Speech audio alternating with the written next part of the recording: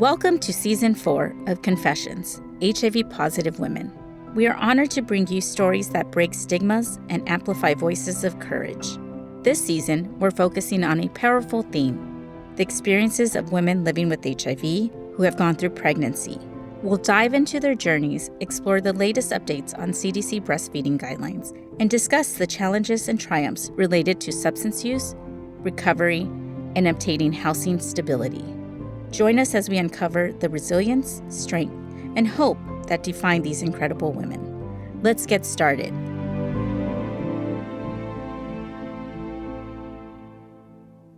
My name is Mari. I am from Season 1 of Confessions podcast, and I have been diagnosed for 18 years. I started working as a peer navigator with UCLA. I have 5 children. I've been pregnant 4 times. One of my pregnancies is a set of twins that are 13 years old. My oldest is 17. I have a 6-year-old, and I have my only son, the king of the house, which is 3 years old. I was 6 weeks pregnant with my oldest daughter, and I was diagnosed in 2006. So I was very early on in my pregnancy. I had just lost my father. My support system at the time, and I know it sounds weird, was really drugs. That's what I kind of used to get by. My dad's passing and also, the diagnosis back in 2006. When somebody asks, who was your support system for when you were diagnosed? And I say, Crystal. And they say, is that somebody named Crystal? And I say, no, it's crystal meth, the drug. That's what I leaned on for support. So I used during my first months of pregnancy, unfortunately, because I, lacked coping skills and just tools, other things to manage, the trauma from the diagnosis and my dad's passing, that I actually, was still out in the street and doing things I wasn't supposed to. So about 6 months pregnant, I was incarcerated. And it really was the best thing that could have happened to me while being pregnant, because it allowed me to be sober and take my medication the way I was supposed to. So with my second pregnancy, which was the twins, I was really hoping for boys. And I was a little disappointed they were boys, but, it is what it is. I was going to Olive View. At that time, I was off drugs. And so I was pretty compliant with my medication and my doctor appointments. And that's something that, for me, pregnancy has been an aid to be adherent to my medication, knowing that there's somebody inside me, there's babies in there that I need to take care of and make sure that they're, healthy when they're born. And so the twins were born at 36 weeks. I had an emergency C-section because they were just stuck in there. I don't know, they didn't want to come out. But it was a C-section. Everything was good, normal. I was really young, so in a couple of days I was up and going, and they did have to stay in the NICU for about 2 weeks. They weren't really feeding the way we're supposed to, and so they stayed there for 2 weeks, which gave me time to kind of recuperate without having to take care of the newborns and just being able to go and see them every day. With my third pregnancy, it's Sophia. She's 6 years old now. I got pregnant in 2016. I was already working a full-time case manager job, so I worked during my full pregnancy. And I tend to get really sick during my pregnancies, like nausea. And so I just try to push through that. And then I was working homeless services, so there was a lot of triggers for me to not feel well. But, I pushed through. The care I received while being pregnant with Sophia was a little bit that I wish was different. I was going to a different provider than I usually go to, and really kind of scared me, I want to say, just because I couldn't do that one glucose test. You have to drink the nasty drink, and then they test your glucose and see if it's elevated or whatever, and then that means you have gestational diabetes. Instead of helping me or supporting me, they kept telling me, you have gestational diabetes, your baby's gonna be huge. Just scaring me, really. And I was just trying to do what I was supposed to at the time. And so I had to check my sugar and check this and my blood pressure. And so I feel like because I was a little older already, like things just weren't working the same way when I was younger. But eventually, I had my daughter September 15, 2017. It was a vaginal delivery, so I was able to have her vaginally. And usually doctors tell you after a C-section you shouldn't have a vaginal birth or whatever. But in that instance, they were very flexible with what I wanted to do. Also had to take, her medication, but it was very short. Maybe I think it was 2 weeks that she took it. And then she was cleared. She was good. My wonderful son I had during COVID. So it was a lot different than my other ones because I was able to have family there. And for my son, he's a COVID baby. I did have COVID while I was pregnant. That was really scary because I did have to be hospitalized. It was 2020, 2021. And so there was a lot of things that weren't known from COVID. So it was really scary when they brought in, a paper letting me know that I had to sign in case something happened. They were not going to try and save the baby and things like that. So that was traumatic because I was like, this is not happening, I've prayed for this boy for so many years and finally have him. And, now, all these things are going on, but everything went well. I really lived off of McDoubles and lattes from McDonald's with him. That's all I can eat because I tried eating healthy and the nausea and the vomiting would not allow me to. So now all he asks is for burgers. That's all he wants to eat now. Also with him, it was a bit traumatic for his birth. I had emergency C-section because I did try to have him vaginally, but after, many hours in labor, he was stuck and he wasn't coming out. And it was very scary at one point because they said, we have to do emergency C-section. My C-section took very, very long time. I mean, at one point I said, what's taking so long? And the doctor said, oh, well, we can't find him. And where did he go? I don't know. They just kept talking and I was like, this is taking very long. But eventually he was born. He did have a hemorrhage on his head. He had a blood transfusion. He's had to stay in the NICU also. That one was traumatic, the worst. Advice that I would give someone that's young and pregnant is to take their medication. Look for support in support groups because they are out there. But more than anything, be adherent to your medication and to also advocate for themselves. If something's not sitting well, something's not right, something's not feeling well, we are our best advocate. And bringing that up to our doctor, not being afraid of calling the clinic, calling the doctor, or getting a second opinion in things that you don't feel that, it's not sitting well with you. As long as we are adherent with our medication, all of my babies are negative. I think adherence to medication and support, that would be my advice.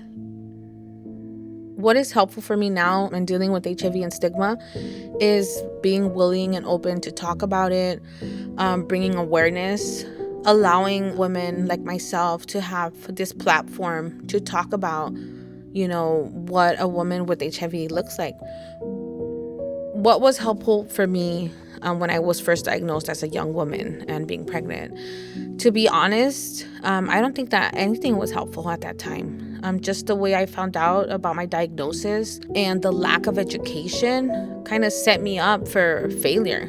I didn't have nowhere to turn to that was educated on the topic or with HIV and AIDS. It was based on, how I grew up and what I saw in my community and what we saw as a community. Like only, gay men get HIV, only drug users acquire HIV, only street workers get HIV. So at that time, there was really nothing that I felt helped. And it was like that for a long time. I think that if women are comfortable, like myself, and I haven't been this way for, a long time, but if you are comfortable sharing your diagnosis, HIV doesn't define who we are as women or as a person, period. It just allows us to bring that awareness and make other women feel comfortable because, some women might feel comfortable disclosing their diagnosis in the first year, maybe the second year, and some women can take 10, 15 years to feel comfortable. It's okay. I think there is no rush. I just do want to say that it is very liberating to be able to take that weight off your shoulders. As a person that hid it for a very long time, and just the way I was able to disclose, and the most important disclosure for me was my daughter, the one I was pregnant with. Once I did that, nothing else mattered to me. It gives me such a peace in my heart knowing that as long as my kids are okay and they love me for who I am and what I am, then nothing else matters to me. When I had to give them the medication, I really felt the guilt of, it's my fault they have to take this nasty medication. To be honest, I struggled, and there were some times where I didn't give them the medication because I was like, you know what, just today I'm going to let her not take it because it's disgusting. And was I supposed to do that? Maybe not, because I really didn't want them to, suffer. But at the end of the day, I found out like, hey, this is for the best of the baby, and their necessities is giving them the medication when they need it.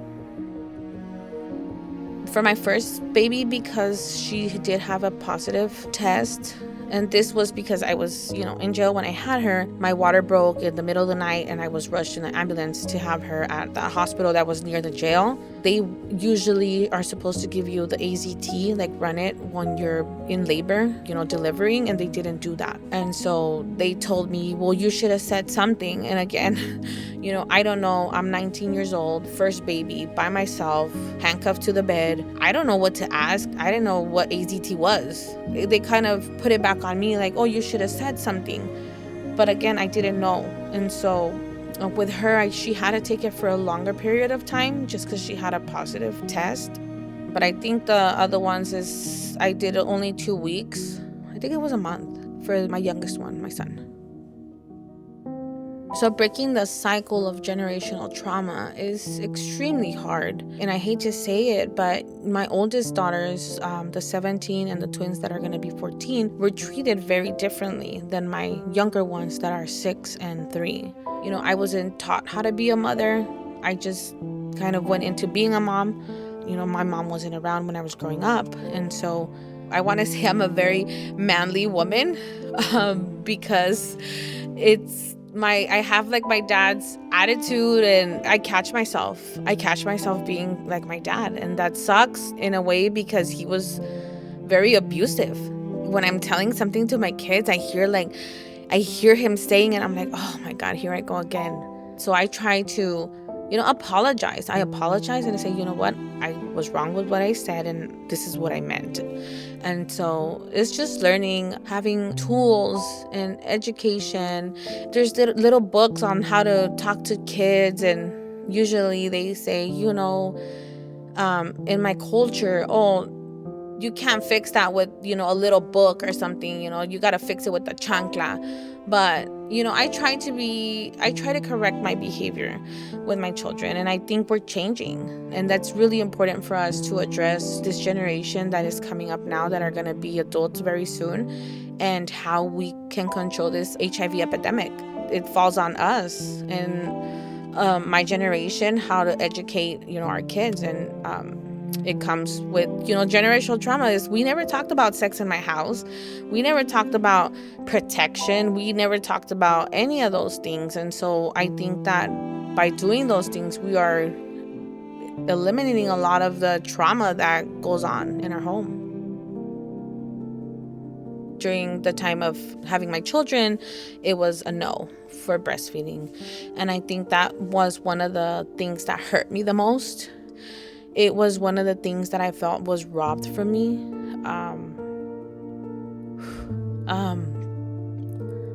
As a mother, it's really important to breastfeed your kid. And I really think that my HIV diagnosis at that time robbed me from doing that, from bonding with my kid, with my babies. And if those guidelines were different, I would have definitely breastfed my kids. Definitely.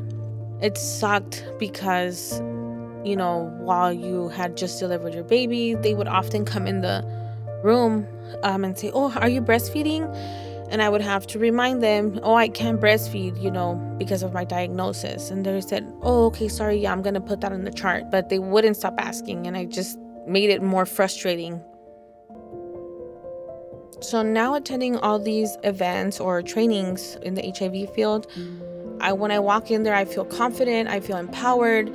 And before I would walk in, I was ashamed. I would say, oh yeah, I'm coming. And I would never get there because there was so much shame. Like, I didn't want to be associated with the organization or the agency. I wanted to take advantage, I want to say, of the, things that they did provide, like the services and, the movie nights for the kids and things like that. I wanted those things, but my shame really kept me from a lot of stuff. And so now I'm just out here trying to advocate, and it switched so much. I walk in with the confidence that I would walk into, my case management jobs that I had for 10 years now. And so, like I said before, no one can teach me my own experiences, like what I've lived, what I've gone through. And so I feel confident when I talk about it. Do I know everything? No, I don't. Am I still learning? Yes, I am. There's still a lot to learn. And, I have amazing people around me that I see as mentors, where I learn and why I want to be like when I grow up. I've always wanted to do social work or get my MSW, and I'm currently now working on my bachelor's. That's something that I thought I was like, well, I already have a job, I already been working for about 10 years now. What do I need the bachelor's for? Aside from having 1,000 kids and a husband, it's very time consuming, but I really lack that self-confidence in that area. And now I feel like, I really got this. Like, there's a lot of things that I'm learning now in school that I already know. And so it's not so hard. Being a parent in my HIV diagnosis, disclosure is the hardest thing. And I mean, when I say the hardest thing is, I would see commercials come up on TV. I would feel some kind of way. I will feel ashamed when the commercial was on, and just hoping that they didn't catch the medication name. Once I was able to disclose, and now it's a household topic now, something that we just talk about. Like, I want to say it's not stigmatized in my own home where it was before. I try and have conversations with my girls about being safe and what can put us at risk, and also talking about relationships and things like that. Disclosure has been the hardest thing for me. During my first pregnancies, I didn't receive much support. I was probably offered a flyer about maybe a support group, something that I didn't want to go to be honest. Now with my last pregnancy, I was already part of the support group, and we do a support group of Spanish speaking with our wonderful social worker, Elia. It's something that really has helped me in moments of crisis, or what I feel is crisis, because maybe it's not crisis for someone else, but maybe it was crisis for me. We've just built this wonderful community of women. It's just, these support groups do help. And I was very skeptical, and believe me, I'm not the one that believes in support groups or therapy and things like that, but it has really made a world of a difference for me, having the support and other women that fortunately and unfortunately share something together. Like, we're bonded. It's a sisterhood now. I had my bad experiences, while being pregnant with my Sophia, and I really think that it's important for everyone to have HIV 101 trainings. Receptionists, hospital staff, I've had bad experiences, and I really think that it's a very sensitive subject, because it's happened to me before, where I didn't know that I needed to disclose that I was HIV positive, at a medical provider's office. And so I felt discriminated. And it's really important that as things change, that medical staff is, aware of these changes, and that they're a little bit more sensitive to, women living with HIV. Some resources that are very much needed for women living with HIV is childcare. This is bottom line, I think, the top of the list, childcare. Just because we are really dealing with so much. The diagnosis and doctor appointments, caring for our children, sometimes this should just be universal. To be honest, someone that's been diagnosed with HIV say, you know what, I need childcare because, out of the week I need 2-3 hours just to get myself together. Just like we have mental health days. It's very important to be able to do something for yourself, because most of the time what we're doing for ourselves is making sure we're taking medication, making sure we're going to the doctor. And there's times where all we care about is our kids and our husband. And so childcare would be such an amazing thing, that if that would be provided to women living with HIV as a resource, as a necessity, because it is very necessary. I have 5 kids, and thankfully, my other ones are older. But when I have to go to the doctor, who do I leave the kids with if my husband's at work and my mom can't watch them, or whatever the case may be? I really want to emphasize that is childcare would be the number one thing. And more support groups. We don't have support groups for women, and we have them, for the LGBTQ community, and that's wonderful, but we are really lacking support groups for cisgender women. I've seen and I've been at events where women express they want support groups, they want to attend them. And it might start off slow, and it might be just 2 or 3 people at first, but eventually it would grow. And I think that once people or women start feeling comfortable, they show up. It's a barrier for a lot of us. So housing is a huge challenge here in LA County or anywhere. For myself, I'm telling you, when I had to really use my diagnosis, I did use it to my advantage. And, I would look for places that I was a participant at Alegría, at the transitional housing. I went to emergency shelter. I took advantage of my diagnosis at that time and to obtain housing. And so I learned how to navigate the system, from calling 211 and saying, hey, you know what, I'm a woman that's positive and I have, X amount of children and I need shelter. They would provide me vouchers, and, I was okay with going through the process of emergency shelter. I lived in emergency shelter for a few months. My oldest was 3 and my twins were like 9 months, and we were at a shelter. And then from there we went to the Salvation Army temporary shelter, and then we went to Alegría transitional housing. And from there I applied for Project New Hope permanent supportive housing. So sometimes, and I know it can be the case where women are in need and they need housing and they have their children, but they're not okay with disclosing their diagnosis, because sometimes it's attached to the building, or the people around there know that that building is only for HIV positive women.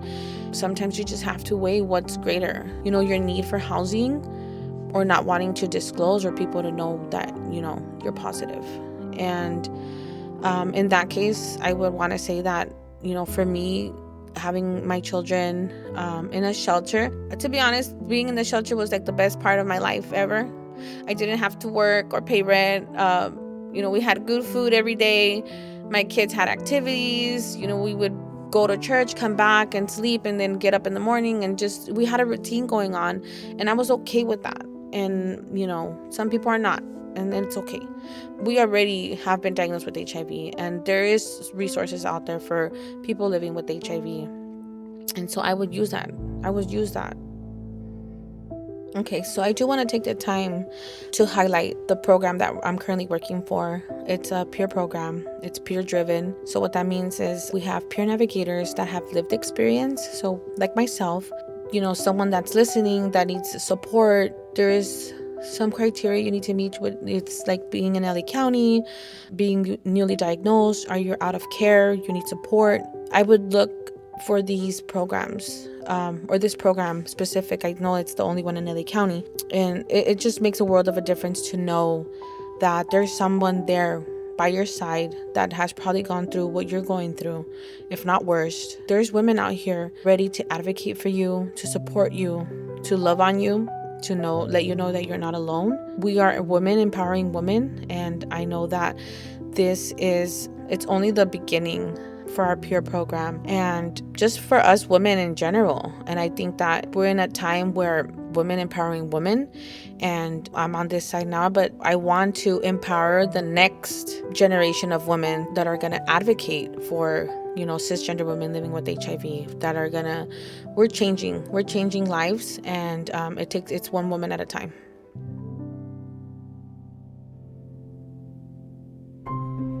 Thank you for joining us for another insightful episode of Confessions, HIV-Positive Women. If today's stories resonated with you, don't forget to subscribe and leave a review or a comment. Your support helps us continue to shine a light on these important issues. Stay tuned for more inspiring narratives this season as we continue to explore the intersections of HIV, pregnancy, motherhood, housing, and recovery. Until next time, take care, stay informed, and remember, together we can create a more compassionate and understanding world.